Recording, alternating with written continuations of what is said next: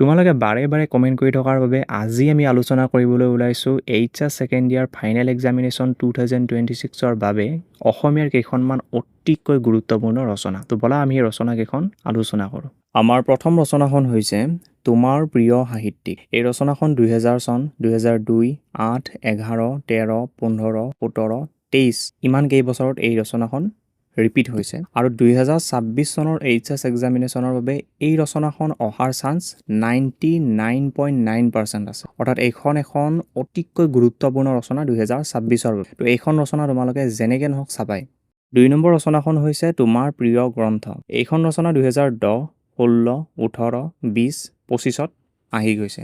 যিহেতু যোৱা বছৰ এই ৰচনাখন আহি গৈছে, সেইবাবে এই ৰচনাখন সিমান গুৰুত্বপূৰ্ণ নহয়। যদিহে তোমালোকে চাব বিচৰা তেনেহ'লে চাব পাৰা। 3 নম্বৰ ৰচনাখন হৈছে দূৰদৰ্শন।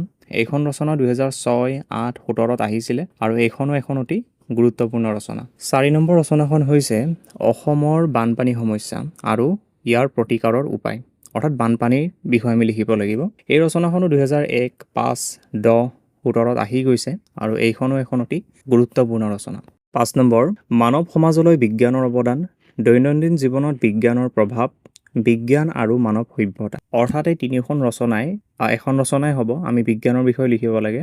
ৰচনাকেইখন আহিছিলে 1999, 2000, 2001, 4, 7, 9, 12, 14 আৰু 24। এইখন ৰচনা 2026ৰ বাবে এখন অতি গুৰুত্বপূৰ্ণ ৰচনা। 6 অসমৰ কুটীৰ শিল্প। এইখন 2023 আৰু 2022ত আহিছিলে। এইখনো এখন অতি গুৰুত্বপূৰ্ণ ৰচনা। 7 জনসংখ্যা বৃদ্ধি আৰু ভাৰতৰ অৰ্থনৈতিক সংকট। এই ৰচনাখনো 2005, 10, 12, 14, 19 আৰু 2020 চনত আহিছিলে।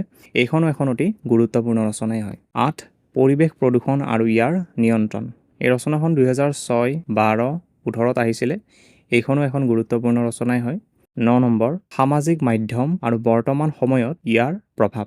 এইখন 2022 চনত আহিছিলে আৰু এইখনো এখন অতি গুৰুত্বপূৰ্ণ ৰচনা। ভিডিঅ'টোত আলোচনা কৰা 9খন ৰচনাই অতিকৈ গুৰুত্বপূৰ্ণ, কিন্তু আটাইতকৈ গুৰুত্বপূৰ্ণ ৰচনাখন হৈছে 2026 চনৰ বাবে তোমাৰ প্ৰিয় সাহিত্যিক। ইয়াৰ লগতে আৰু এখন গুৰুত্বপূৰ্ণ ৰচনা হৈছে জুবিন গাৰ্গ। জুবিন গাৰ্গৰ বিষয়েও ৰচনা আহিব পাৰে। সেইটো এটা এইবাৰৰ বাবে অতিকৈ গুৰুত্বপূৰ্ণ এখন ৰচনা হয়। তো এইটো ভিডিঅ'ত আমি ইমানেই আলোচনা কৰিলোঁ। আকৌ লগ পাম অন্য এটি নতুন ভিডিঅ'ত। তো আজিলৈ ইমানেই। জয় হিন্দ, বন্দে মাতৰম, জয় আই অসম।